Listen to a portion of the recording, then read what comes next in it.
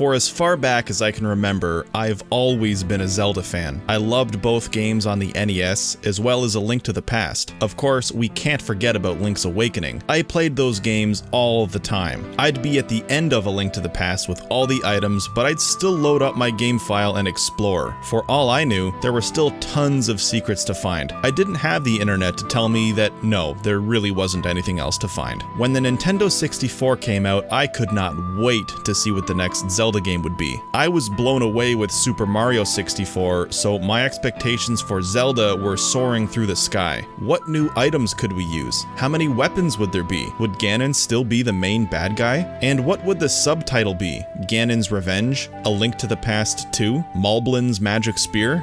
No, none of those were even close. In North America on November 23rd, 1998, Nintendo released The Legend of Zelda: Ocarina of Time. Wow, I love it. But what's an ocarina? Many of my friends played Ocarina of Time before I did. They told me that an ocarina is actually an instrument. It's kind of like a whistle, and it's blue. I asked, oh, you mean the flute? They said, no, it's an ocarina. See, Ocarina of Time was their first Zelda game. They didn't play A Link to the Past, so they didn't know that the ocarina was there, but was instead referred to as the flute. Even though I still hadn't played this new Zelda game, I was familiar with many of the bosses, at least by name. I knew of Queen Goma, Phantom Ganon, and Twin Rova.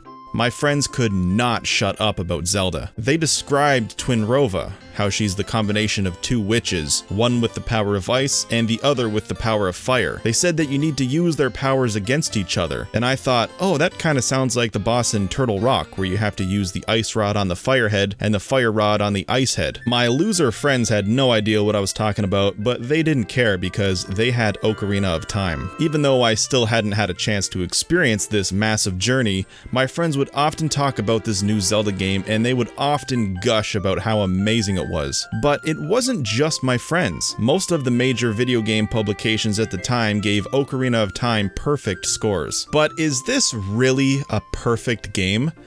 The answer is no. Not even close. I mean, there are many flaws, but the flaws make this game perfectly imperfect. And in the end, isn't that the real perfection? The answer is no. What is going on, guys? My name is RonMan, and today I would like to talk about Ocarina of Time and point out why it's not actually a perfect game. If you like my content, please make sure to hit the like and subscribe buttons, as well as that bell notification so you stay up to date with RonMan Gaming.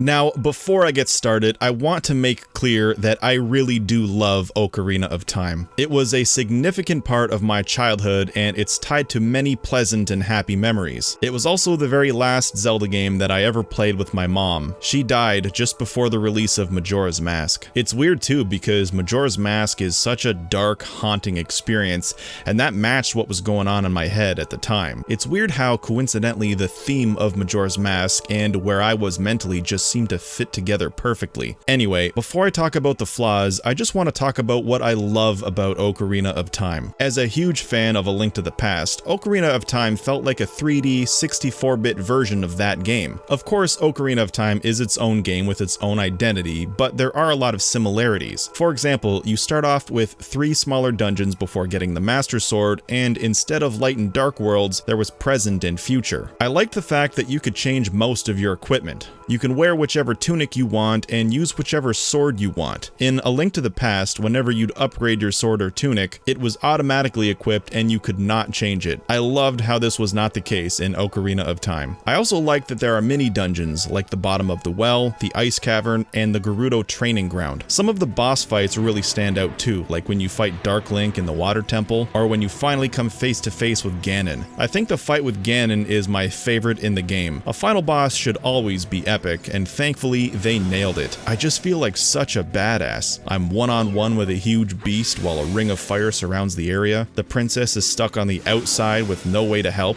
She has no other choice but to sit there and watch me either kill or be killed. I love that when I take damage, she screams. You can tell that she's genuinely concerned. This is just such a great fight to end such an amazing game.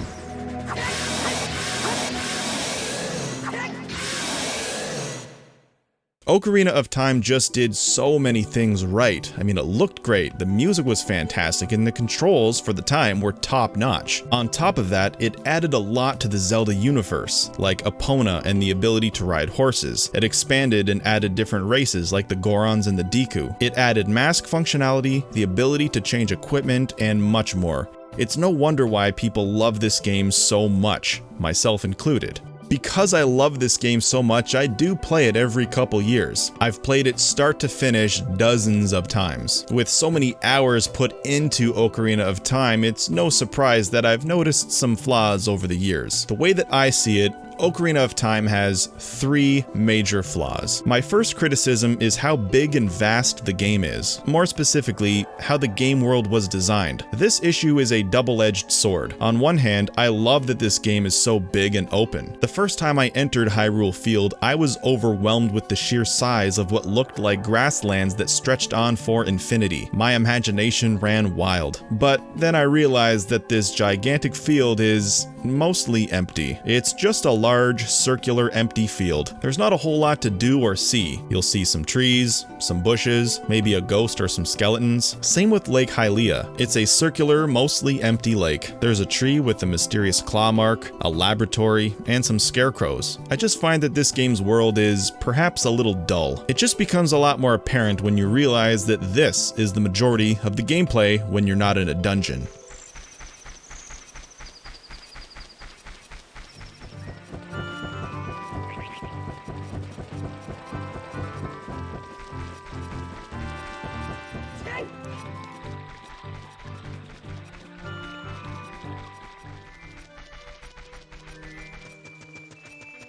Yeah, these areas are big, but that also means a lot of traveling. To ease the monotony of roaming the environments, you can warp to different areas, but warping does not circumvent this completely. For example, you might be at Lake Hylia when you decide that you need to go to the Zora's River. You can either run straight there, take the horse, warp to the graveyard, then travel on foot, warp to the forest, then take a shortcut, or whatever else. At the end of the day, there's a lot of walking. So that's my first criticism. It's a big, nice-looking world, but it's also pretty empty, and that can make the game feel a little boring at times. My second criticism is that many of the items and equipment range from absolutely worthless to just barely useful. I think the best example of this is the ice arrow that you earn from completing the Gerudo's training ground. This arrow is absolutely not required to beat the game. There's no need for it whatsoever. Not only do you not need it, but having it does not offer any tactical benefit. There's no reason to use it other than maybe to see what it does. Sure, you can freeze enemies with it, but why bother when you can just smack any monster with your sword and save yourself time and magic?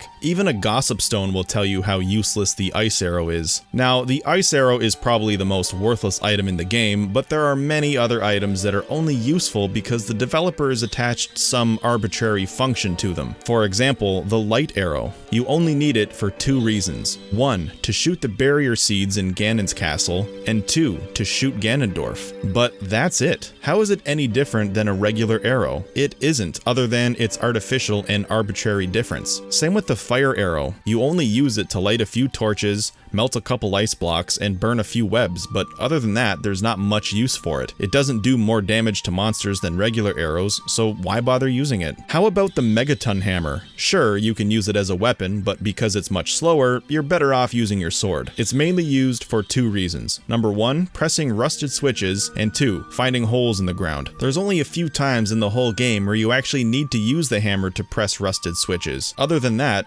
what's the point? I do prefer using the hammer to look for holes and destroy rocks, but other than that, it's hardly useful. And yes, I know that you have to use it on the boss of the Fire Temple. When you play Ocarina of Time, do you ever go to the fishing pond? If you go as young Link, you can win a heart piece. Not bad. But when you go as adult Link, you can win the golden scale. It's the best scale in the game, which allows you to dive even deeper than you could with the silver scale. And it's used for only one thing, to dive to the bottom of the pool in the lakeside laboratory. You'll earn a heart piece. That's it. There's no other reason that you'll need to dive that deep anywhere in the game. It's used for nothing more than to get a heart piece, so the prize for the fishing pond as an adult is also a heart piece. The game just pads it out by adding a few extra steps. The mirror shield also suffers from a lack of any major usefulness. It does everything the Hylian shield can do, except it also reflects light, which you only need to do a handful of times toward the end of the game. Again, this function is arbitrary. Let's just think about this for a second. What does a shield do? Or at least what should a shield do? A shield is supposed to protect you from oncoming attacks while in battle. It's supposed to help your odds of survival. The mirror shield does not provide any extra protection, nor does it make combat any easier. It doesn't block anything more dangerous that the Hylian shield could not. It basically just allows you to open a few doors. After you've opened those few doors, the mirror shield is now just as useful as the Hylian shield. In fact, even less so, because the mirror shield cannot bounce projectiles back at enemies. I just wish that this shield had more to offer. In Majora's Mask, the mirror shield can reflect light back to undead enemies, which causes damage. It's not much, but it's something. And yes, I know that the mirror shield is required for the Twin Rova fight, but again, its usefulness is skin deep. As a kid, the Goron and Zora tunics were always the first two things I'd collect as soon as I obtained the Master Sword. And guess what? Neither of them are mandatory. The main function of those tunics is the removal of a time limit. Don't get me wrong, having those tunics is helpful and make the game easier, but you don't actually need them. You can beat the Fire Temple without the Goron tunic, and you can beat the Water Temple without the Zora tunic. To be fair, the Goron tunic also protects you from certain fire-based attacks, so that's cool, but at the end of the day, the main function of those tunics is the removal of a timer. Remember bomb chews?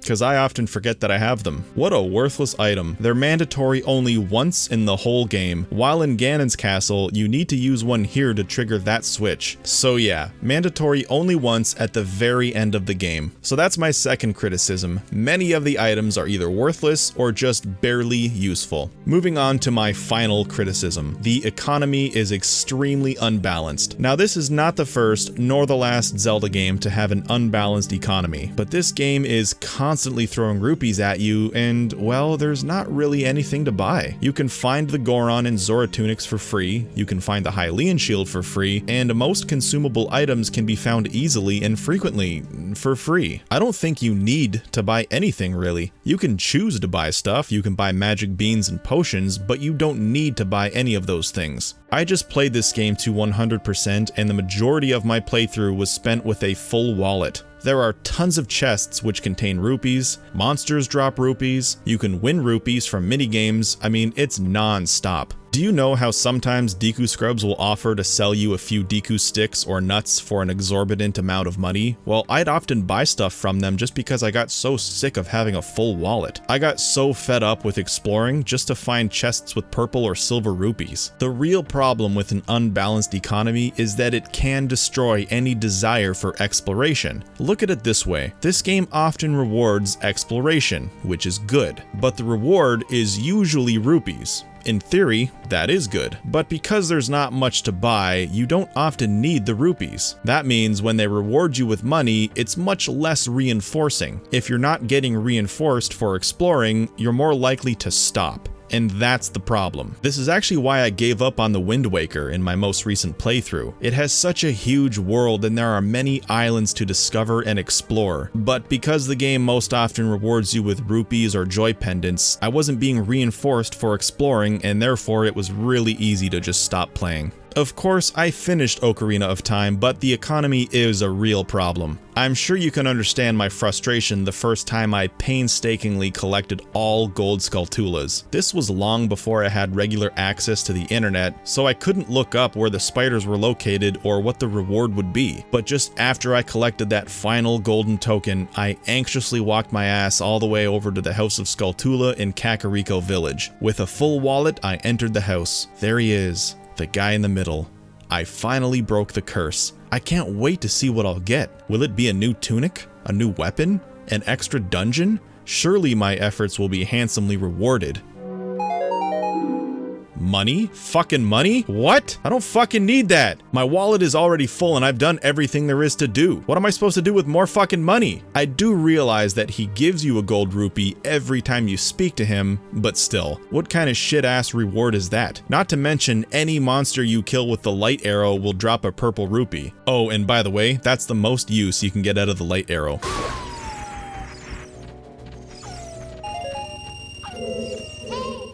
So that's my final criticism. The economy is busted. This game constantly throws rupees at you, but there's not a whole lot to spend them on. I can maybe understand if you're like the shittiest video game player in the world and you need like 10 blue potions per dungeon, but aside from the 4 people in the world who would need that, you're gonna spend the majority of this game with a full wallet while getting slightly annoyed every time you open a chest to find more rupees. Come to think of it, my second and third criticisms are actually more closely related than I thought when I began working on this video, because yeah, a lot of the items in this game are useless or barely useful, so are the rupees. They're not useless, but there's not a whole lot that you can do with them. So there you have it. Do you agree or disagree with me? Please put any thoughts or opinions down below. They always generate an interesting dialogue. Thank you guys so much for watching, and I'll see you in the next video.